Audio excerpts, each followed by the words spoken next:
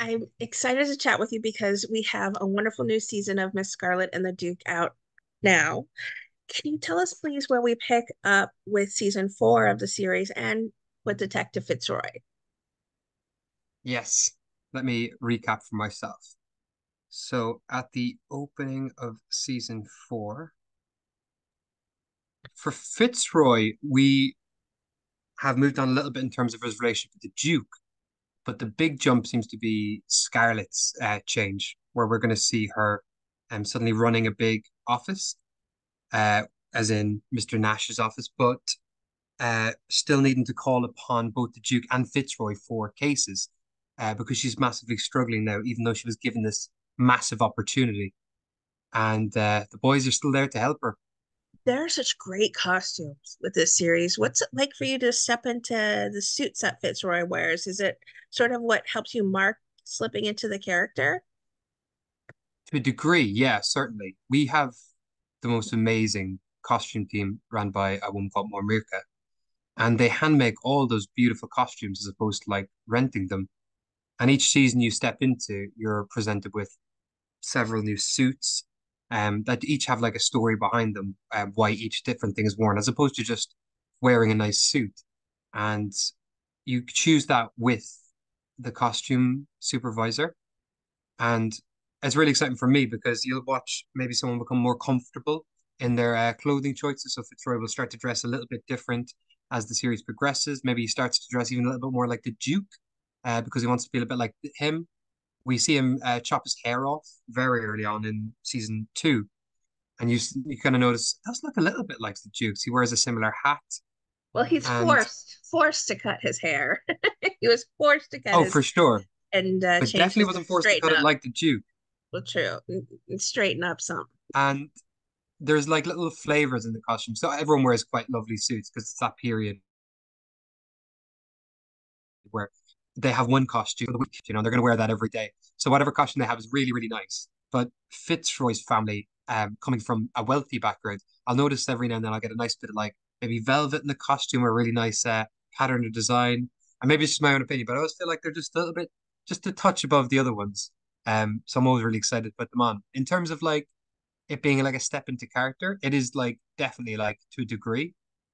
But I find when you've been away from the character for a while, and you come back, apart from like slipping into the English accent and being on a set where suddenly you're in London all of a sudden because they've recreated that world. I think it's for me, it's the way that the other characters or actors react to you, even when you walk into a space or something, um, showing you your position and your title and just giving you a reminder of like where you are, where you need to be. But the costume definitely helps. There's something about slipping into that costume where you got to stand upright, Posture. keep your jaw high, be aware of your hat, be aware of what's in your pockets. All that kind of stuff definitely helps for the period. We've seen Fitzroy start out as very studious and quite timid. And he's, as you said, from a very posh upbringing. But would you say now that he's sort of come into his own as a detective at this point, we started out being forced on the force, but I think I feel at least he's sort of come into his own as a detective at this point. Well, I mean, I think you'll be excited for this season. We've seen him being given a challenge in the last season of stepping up, and he did struggle with that without the Duke. Even though he's definitely when he's with the Duke, he's capable. He's really good at research. He solves a lot of the cases. Bless him. Um, I think in this season, even more so, which I'm really excited for you to see. Um, the stakes for Fitzroy get put up a lot higher, and he gets given a lot more responsibility very quickly. And I think you're going to see a very different side to Fitzroy. That's not as sweet, um, not as kind, not as in control. Um, but I think you'll understand why he is the way he is in that episode. So I'm really excited for you to see that because it's a side we've definitely not seen before. Oh, well, to that point, then Fitzroy's father seems to suffer no fools, even, when it comes to his own son. What kind of development will we be seeing from that father and son relationship this season? I think they're constantly at war with each other, but for Fitzroy in his head, whether he does want his father to love him and respect him, which obviously he hasn't gotten much of. And apart from in season two, when he stands up to him, and although he's absolutely gone out of his way to like mess up his father's plans, there was a certain like respect earned there, that maybe the father hasn't seen since. Fitzroy gets beaten up a lot, shot a lot, quite a lot, which for his father isn't very admirable or manly or brave. Um, and again, like not to give any spoilers, but in this season we'll see his father give him, I don't want to say one last chance, but a big opportunity to be the man that he wants him to be. And we will see Fitzroy do absolutely anything he can to try and fit that role. When he's under the Duke, he's quite happy, he's content, and obviously the Duke is like a brother father figure to him. But there's still that bit inside him for all his life where he wanted to impress his father, and I think we're going to see him come to terms with that halfway through season four, which is exciting. Oh goodness. I mean, we touched on it a bit that the Duke is such a great mentor to Fitzroy, and I would say that they seem to have grown also to have respect for one another. I mean, Fitzroy was able to speak frankly with him in the premiere and tell him that he looked so worn out. I mean, how would you describe their current working relationship? I think all the things we had in season two and three have kind of evaporated. Any of that, Fitzroy doesn't fear him, but he does respect him massively. So if he's clumsy around him, it's only because he wants to do a good job. It's not out of fear of being Certainly. hit or hated. Um, and he thrives in that. And you see him do so much better. And him and the Duke have such a shorthand now. And they both know each other and trust each other completely. You can see it from the Duke. He constantly gives Fitzroy jobs to help him where he can't when he's taken out of the force for that period of time. There's no conversation that ever needs to be had where he asks Fitzroy, "Will you help me?" There's no question. In the next scene, we just see Fitzroy immediately helping him. Of course, he would. He is first and foremost the Duke's man, and then a policeman, I think, and that will stand across the series.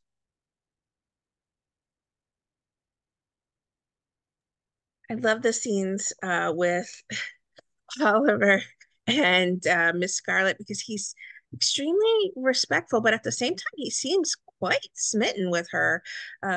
Not just a respect there. Would you say Yeah, there's sort of a bit of a crush he has? I mean, certainly we heard Moses say that you punch a little bit better, you do your work a little bit better when you're training a little bit harder. And every time we see Oliver interact with him, he's sort of, very respectful with her, but also a little bit fumbly with his words. I think he's a man at a time in that he's massively respectful and like the ultimate feminist, which in a time isn't really a word yet, isn't a thing yet.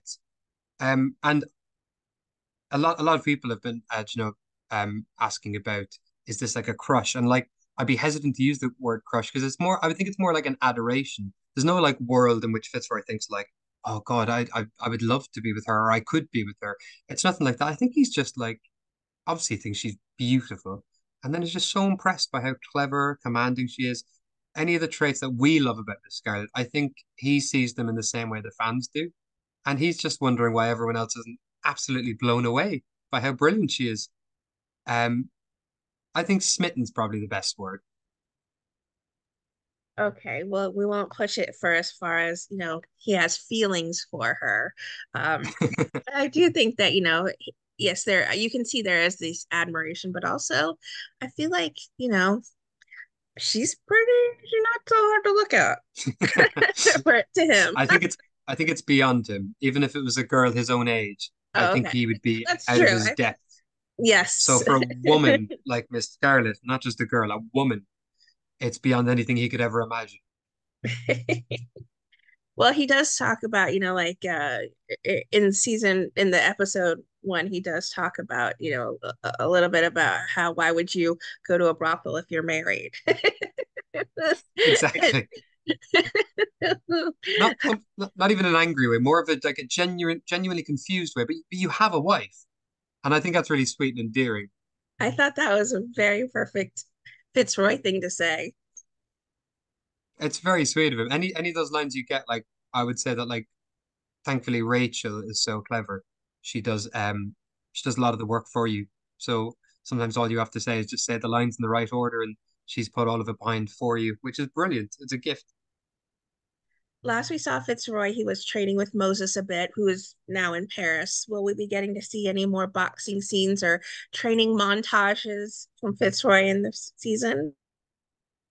His pugilist skills, yes. I think he's definitely become more comfortable with it. And you definitely will see more. He's a lot more eager to get hands-on involved. He's not hanging at the back of those police raids anymore, hoping someone else will come first. He's right up there at the front with the Duke, and he's not afraid. He's becoming more of a policeman, not just a person who sits in the back doing all the file reports. He's ready to get hands-on. Well, as we talked about, Oliver seems to have truly come into his own and has quite a good confidence about him at this point. So I have to ask, what are some of your favorite episodes from this season that you think viewers should definitely keep an eye out for? From the upcoming season. Yes, season 4. You will know the episode. I think I Fitzroy gets given a spotlight for a little bit to prove his worth in in the Duke's absence, and you'll see a lot more Duke in him. I think, and by see a lot more Duke, I don't mean just the kind, respectable man, but the undertoned anger that the Duke can give out when he needs to. Uh, But in saying that, I would say it's not wrapped up as well as the Duke, and it's certainly not received or respected like the Duke's. But he's certainly trying to channel that bit more so, as opposed to just being a good man. Now he's trying to be a good detective and what he thinks is a good detective and what he's seen. Um, but I don't know if it will work for him, but we'll wait and see. I mean, he tried to prove himself with the other officers at the bar, and we saw how well that went over uh, with his coworker. So I think there's maybe a little bit more um, uh, camaraderie there, a little bit amongst the force as well. At least we've seen episode 1, so we'll have to wait and see for the rest of the season. Yeah, unfortunately, he lives in a time where those actions, like punching a guy in a bar, um, does get met with respect and like approval. And he's just a man who's would prefer to use his words and his brain, I think, no matter what, which is always going to be his way. And I think nicely we'll see a couple of lines where you'll see him use his intellect to try and be a bit more domineering, um, over people who might be stronger, bigger than him, tougher. But he knows he's wittier and quicker than them. He was quite wise with Elysium, so I think that was a great little bit of fact that sort of influenced Eliza's mindset for how she helped solve the case as well. So I'm always impressed when Fitzroy can add a little bit of intellect that sort of turns a light bulb on for someone that maybe help them cue into something. Yes. And I'd say in an ideal world, especially in this world, he should probably like think that and keep it to himself, but he seems unable to. He must share that he knows this because he's excited and he wants people to know. He thinks people will get excited. And I think he's been doing that since season 2. And we're on season 4 now, and he's nope, he's still still Stay trying to thinking still. someone's gonna come back. If he drops that Shakespeare quote, someone's gonna be like, amazing. But it's That's not right. happened yet. That's right. No one's been impressed yet with his little factoids. Each episode is quite intriguing, and you're all certainly memorized by every single episode since it's a wonderful whodunit aspect. What do you think it is about Miss Scarlet and the Duke that's truly made it such a fan favorite series? Is it that whodunit? Is it a little bit of the connection each character seems to share with each other so well? This might be my longest answer because I think it's various things.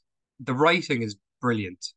For me, as someone who loves whodunits anyway, Agatha Christie and those kind of books. I'm reading the scripts and I don't know who done it until it happens. And sometimes I might not have read a whole script. So when I'm watching the episode, I still don't know who done it, and I'm in the episode. Um, and then in terms of like you've got Kate and Stuart leading uh this cast, and they're just smashing it out of the park in every episode and working with them every day. They come into a scene where you might have only been for a little bit, and they just raise your game so quickly. Aside from that, from Rachel and Ben's point of view, who do a lot of the writing, um, like which is quite fortunate for me. There's characters on the side like Fitzroy, like Ivy, like Potts, who they flesh out these characters when they could just push the main characters through the whole story and tell Eliza's story and tell Duke's story and tell their story together. But they take the time to flesh out these characters. So when there's an absence of maybe romance or something we want like that, we've got something else happening in the background that I think is like genuinely intriguing. And characters who we met only for a couple of seconds, maybe in one episode, suddenly we're starting to care a lot about only two or three episodes in.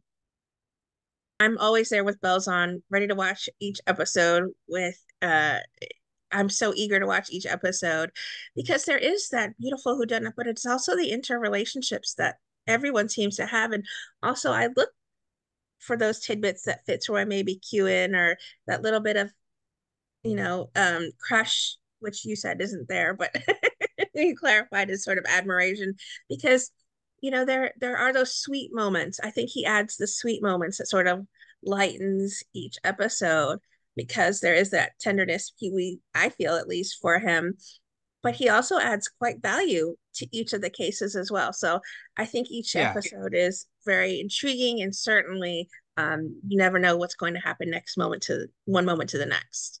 And I think he serves a purpose, like apart from just Oh yeah. like Eliza pushes to make Duke a calmer man. And then Fitzroy, in comparison to Duke, they kind of level each other out where um Fitzroy's trying to get him to embrace his creative side, his gentleman side, and the Duke is trying to make him a man. So I felt like they find like a balance there. And then Fitzroy's such a good, like funny go-between for when the Duke is trying to like figure out, and we're all trying to figure out what's happening with Duke and Eliza. And when Fitzroy is sometimes like either he's completely clued in, being like who's she? Like obviously this is a thing, and he's like, we don't talk about that. We just and he kind of cuts him off. Um, or else the Duke kind of trying to cleverly get information out of him, and him being like, why are you asking me so many questions about Miss Scarlet? And just also being completely clueless about it. I think it makes the Duke kind of realize he's being like quite like a teenager about it. You know, like what did she say about me? Does she like me? That kind of stuff. What's next for you? What have you been busy working on outside of Miss Scarlet and the Duke? Well, I mean, on the side, when I'm not doing acting, I tend to do a lot of music too. So I play instruments, and I play a lot of piano. Um, and then acting wise, I think a lot of us have been waiting for the strikes and year end to finish, which you just finished recently, which is exciting. And then we've gone into Christmas, so coming out, I've got a project that I'm starting in February that I can't talk about yet. Um, but then coming into the new year, because we've won with those strikes and everything, it's really exciting for all actors that we're excited to get auditioning for things here in the UK and over in America that have been on the back burner for a while. So it's an exciting time now coming into the new year. What's that meaning that you'll, with your music, you'll be coming out with maybe an EP or you're working on an album of sorts, or are you just enjoying live performances here or there? It would be more like, if anything, it'd be more musical theater vibes than an EP for sure. More of a pianist for sure. Well, we'll have to get you then on the West End here in the near future. Hey, maybe we'll get Fitzroy on a piano. You never know. That's hey, anything is possible. We'll whisper into Rachel's ear for season 5. We'll have to wait and see. What would you like to say then to everyone who are fans and supporters of the incredible work you do on our screens? We are so, so lucky to have the fans that we have. They are endlessly supportive and never ever in any way invade any of your privacy um, through like social media and stuff. They're eternally respectful, and there is definitely a vibe when we're on set and we're making a scene. We'll even say like we'll have a moment where maybe a scene will happen and we'll be like, they're gonna love this. We know they're gonna love it. Like it's almost like we know the things they enjoy, and we're like they are gonna really enjoy this. And there's a real joy for us making something that like someone's genuinely gonna love.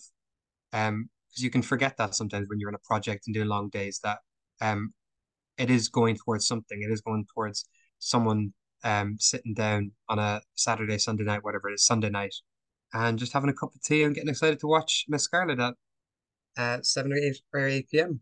I think that's really sweet.